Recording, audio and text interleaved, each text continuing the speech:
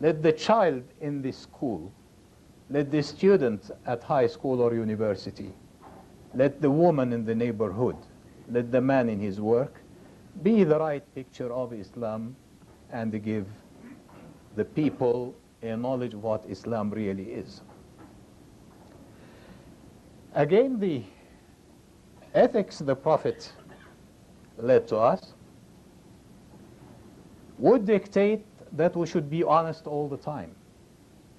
The Prophet was asked, Prophet of Allah, can a Muslim ever be a coward? He said, maybe. Can a Muslim ever be a miser? He said, maybe. Can a Muslim ever be a liar? And the Prophet said, never. Cannot be a liar.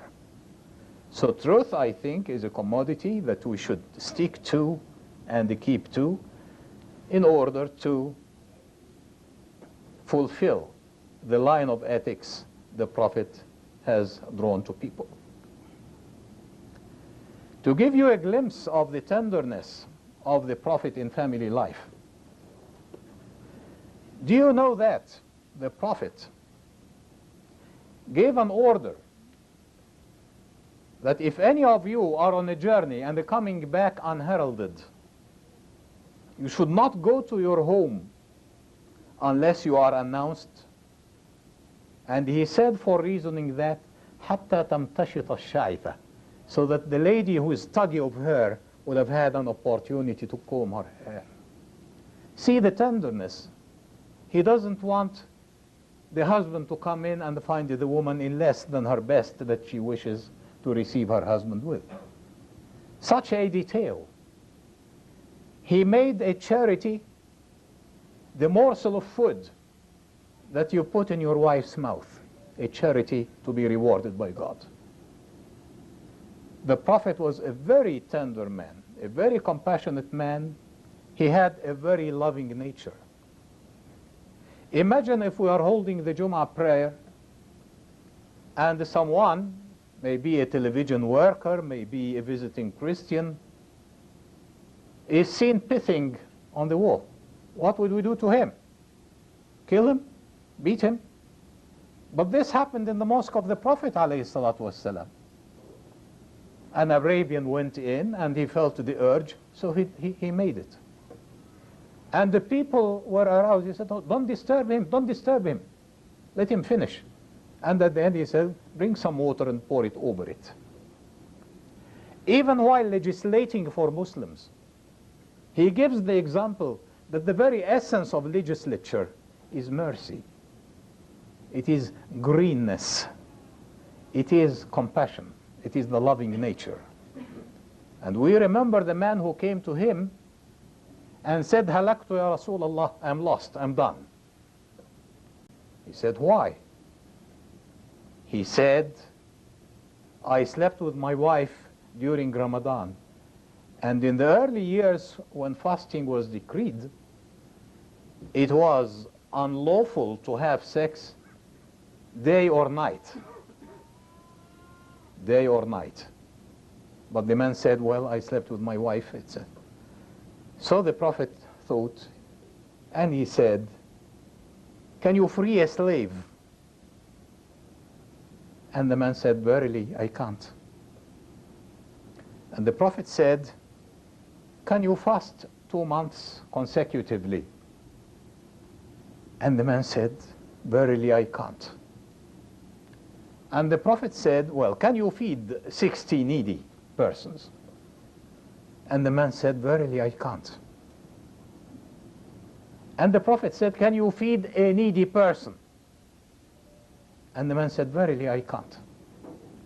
So the Prophet went into his house and brought out some dates and gave it to the man and ordered him, take this and give it away in charity.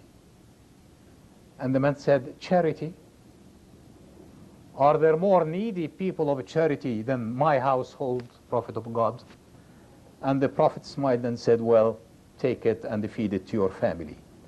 A series of legislation for no other purpose than to show and to prove that it is not a punitive measure, but it is mercy in action.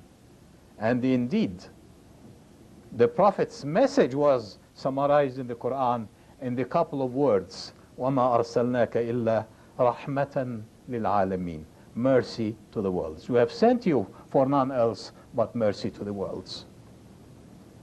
And it is not only mercy to Muslims or the people of the book or to fellow human beings, even outside that, to animals.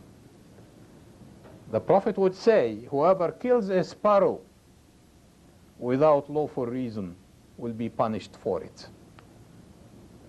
The Prophet teaches, if your horse carries loads for you,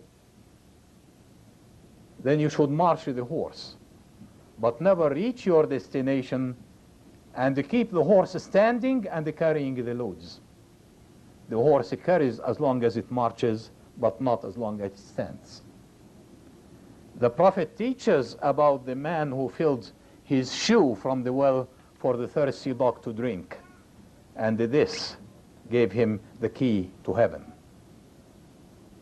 And he tells about the man, the woman, who imprisoned the cat until it perished to hell for cruelty. And not only to animals, but even to nature, to the environment. Even the road has its rights in the ethics of the Prophet. Give the road its rights. Give the street its rights. And they ask, what are the rights of the street? And you would say, you lower your gaze, you don't harm anyone, and you enjoy good and forbid evil. غض البصر وكف الأذى والأمر بالمعروف والنهي عن المنكر. And at home you have your neighbor. Don't hurt your neighbor even by the smell of your cooking, the Prophet says. And he keeps recommending the neighbor until the companions feared he would make the neighbor eligible for inheritance after one dies. The loving nature of the Prophet. It is the loving nature of the Prophet that was the key to his personality. When the Kafirs fought him, very lovingly he would look at two of them, two of the Kafirs, and say, may you, Allah, support Islam with one of those two, Umar ibn al-Khattab and Al-Hakam ibn Hisham.